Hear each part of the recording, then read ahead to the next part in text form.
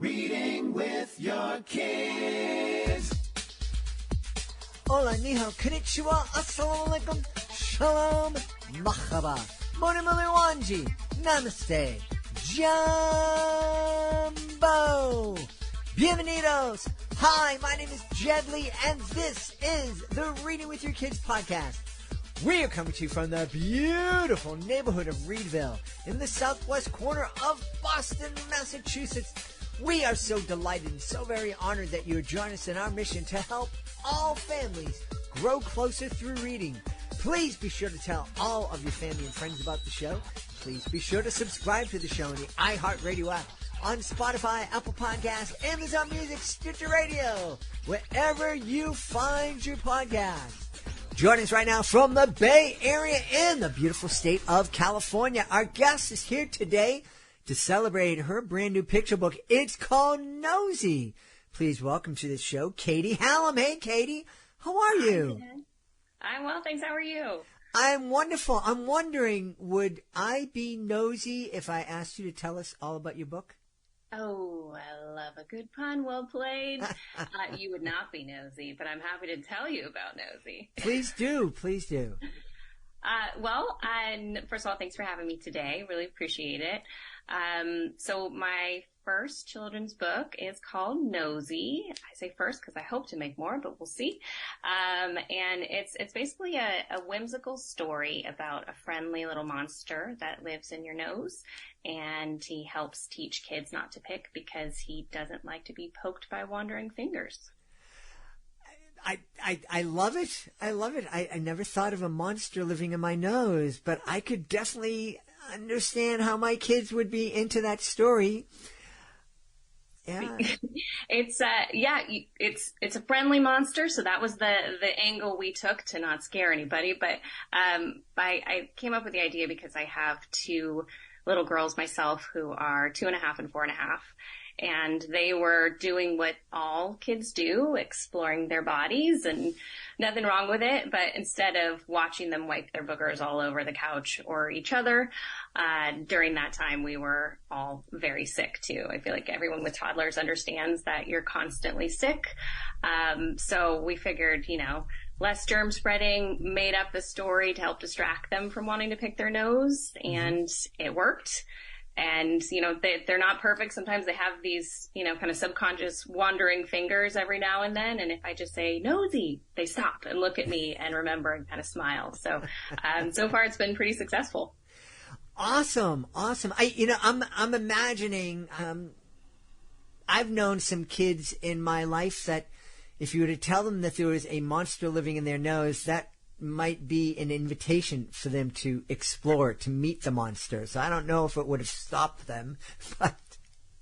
Yeah, I think so. The story kind of walks you through why he doesn't want to get poked. So he's up there, without spoiling it too much, he's up there, keeping things running and tidying up and making sure that everything's going well up there. And if you poke him, he could get caught off guard. Even if he doesn't want to, he might give you a little bite. So you don't want to stick your finger up there to find out.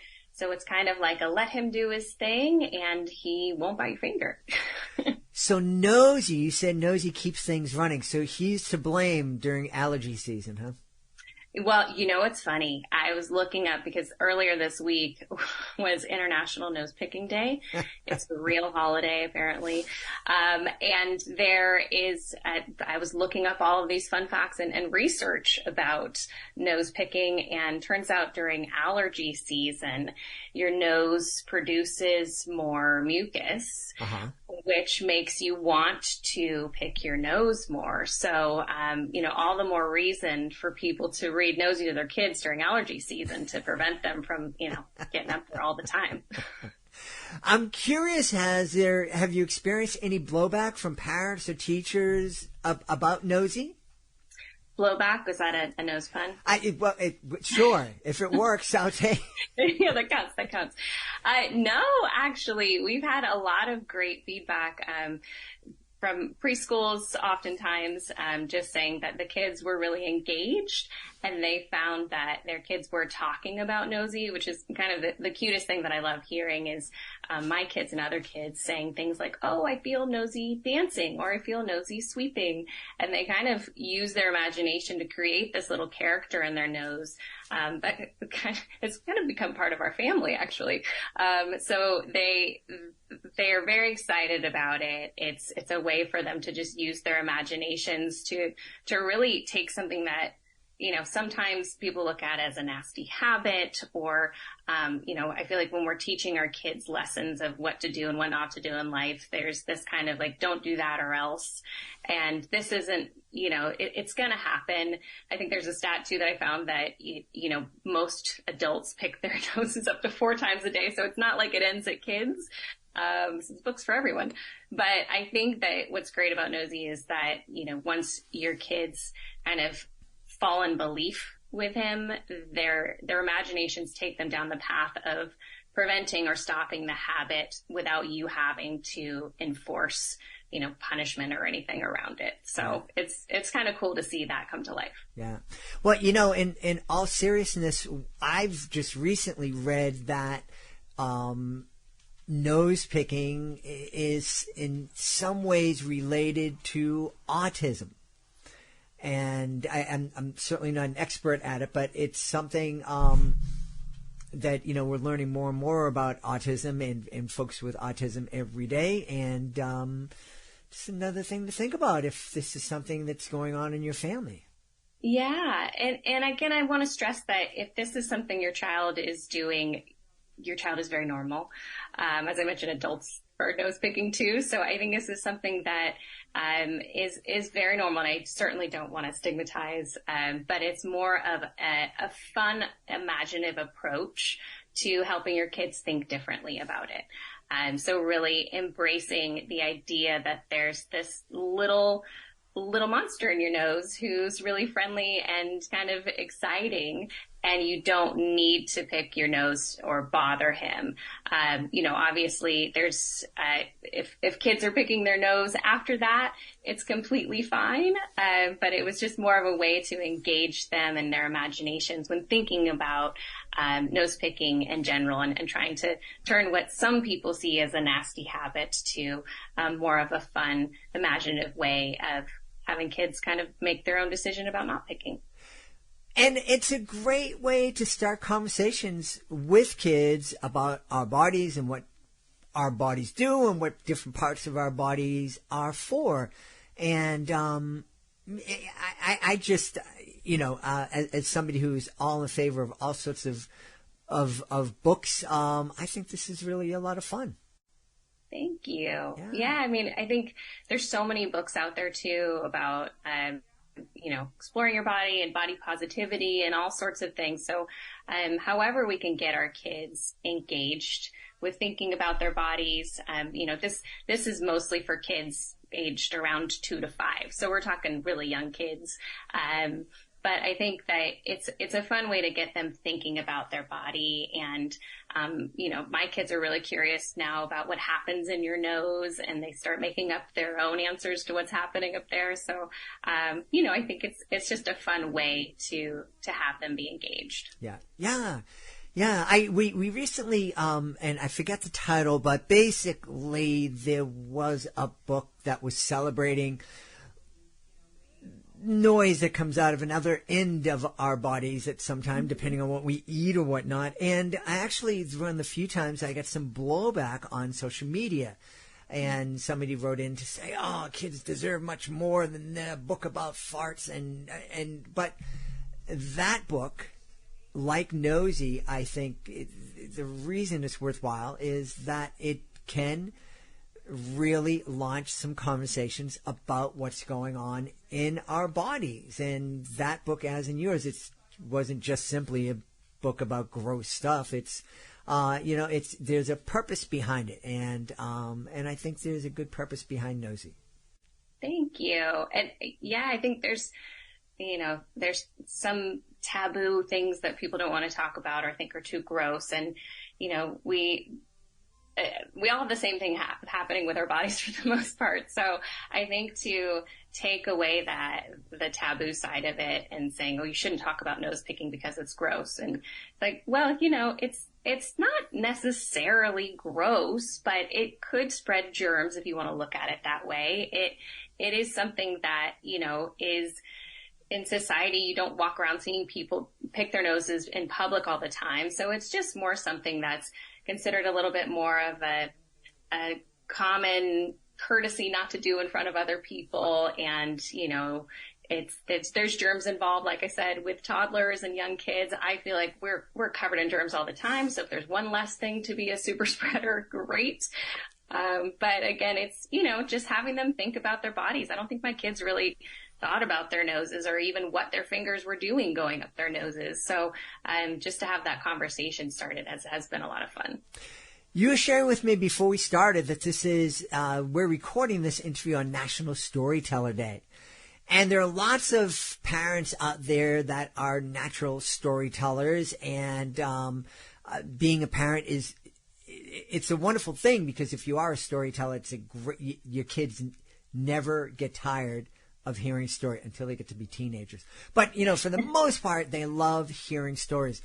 What was it that gave you the push to go from a storyteller at bedtime or at dinner time to be taking those stories and publishing them and sharing them with the world?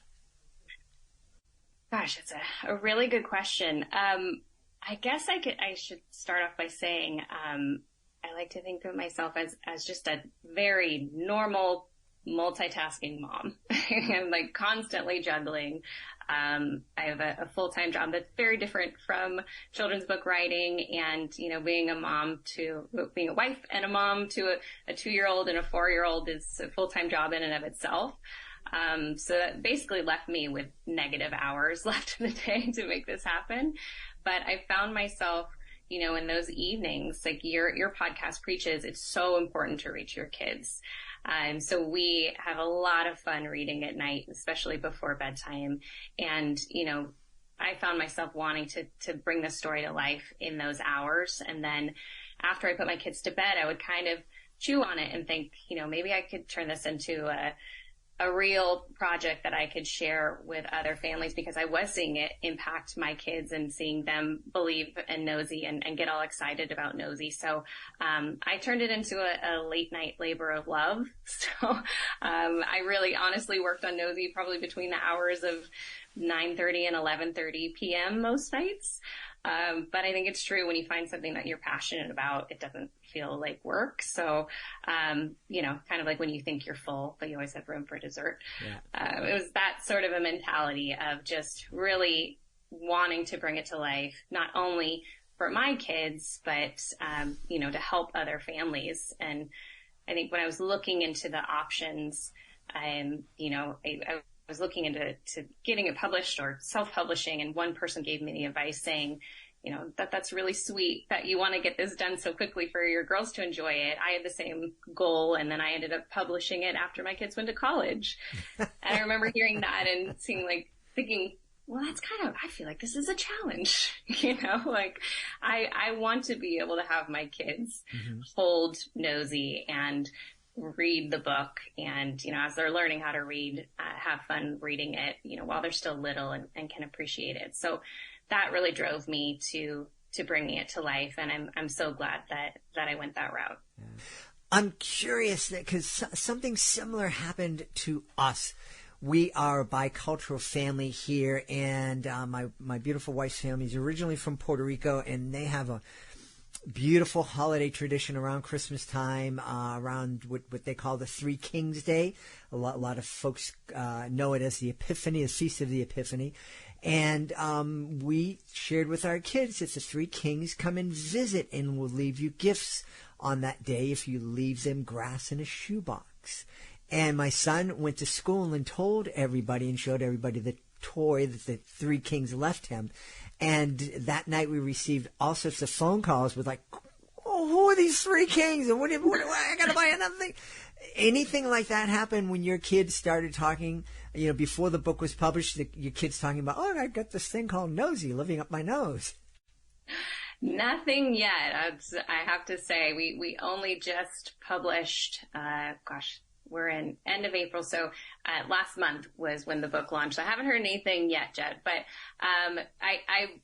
I think that when I go pick my daughter up from preschool, for example, I sometimes hear the kids talking about Nosey, and then she engages with them and she says, "What's your Nosey doing today?" And one will say, "Oh, I think mine's playing soccer." And they just kind of take it and roll with it. I think that, there's nothing, unless you are offended by the thought of a monster in your nose, which could be possible. So I am so sorry if I offend anyone out there. But the idea was that Nosey shouldn't hopefully be offensive to anyone, and shouldn't make anybody feel bad, and should just be a fun way for kids to be thinking about their anatomy and, different things that could be happening in their noses. I will say I was mostly raised by my dad, and he would always tell us stories and try to create kind of like imaginative diversions sometimes if life threw us a challenge or a curveball. And, he told us that we were aliens from another planet. And, he made us believe that if we saw a messy office, it was because there was a ghost. And it just really triggered our imagination in ways that made us think creatively. And, looking back on that, I appreciated it. And it really inspired me to make up stories for my kids. And I know that, some people only want to tell the truth to their kids. So there's that side, and I want to respect that as well. But how I was raised is, falling in love with fantasy and storytelling is an incredible way to open up your kids' minds and make them think differently about the world, and kind of open them up to all the possibilities out there. Yeah, absolutely. Hey, any thought of turning Nosey into a series? Maybe he comes out during a sneeze and wreaks havoc through the city, or? Chad, you may or may not have had a spoiler alert there. Yes, there is a Nosey sequel in the works. Very excited. I don't have an official release date yet, but yes, there is another grand adventure that Nosey will be going on, and maybe even more. But yes, stay tuned on that front, I'll say. Well, that's really, really exciting. It sounds like you had so much fun growing up, and it sounds like you have really a lot of fun with your kids telling stories. Before you go, it sounds like you are just a natural storyteller. And that's something that I feel I am, just being able to take something and turning it into a story, and it's an awful lot of fun. A lot of folks don't have that gift, and some parents might be listening to this and thinking to themselves, man, I'd love to be able to have the confidence and just to be able to tell stories and to say that there's a sock monster that eats up the, pair of socks or whatever it is. What kind of advice can you give to those parents who want to become better storytellers? Well, first of all, thank you for the compliment, Jed. I appreciate that, especially coming from you. I know it sounds cliche, but excuse me. We're all storytellers. We all are living our stories right now. We all have some sort of experience that made us who we are today. And we all have the opportunity to look at life as something that we can turn into a story for other people. So, everything that you do is part of your story, right? And is part of your kid's story. And everything, I think we're trying to figure out how to parent every day. And I think we're trying to teach our kids how to go into the world and live their lives every day and tell their own stories, and share their stories with others. So I think it's really just about communicating with your kids and being as open as possible, and embracing those little moments with them, because the nuggets are there. If you have young kids and you just let them talk, they'll invite you into their world, and their imagination will take them on these paths that you can just latch onto. They could be talking about a caterpillar, and you could jump onto that train and talk about how there's a magical caterpillar living in your backyard. Or, our dentist talks about sugar monsters on your teeth, and my daughter looks forward to brushing her teeth to get the sugar monsters. So I think there's everyday activities that if you just listen to your kids and engage with them, you can build your own stories and you can build your own legacy stories, your own traditions. And, it's just about being present with them and living in their little worlds, which are fascinating and very imaginative. You mentioned nuggets. Was that a nose pun too? Oh, it wasn't. There's so many. I will say it was snot. Oh.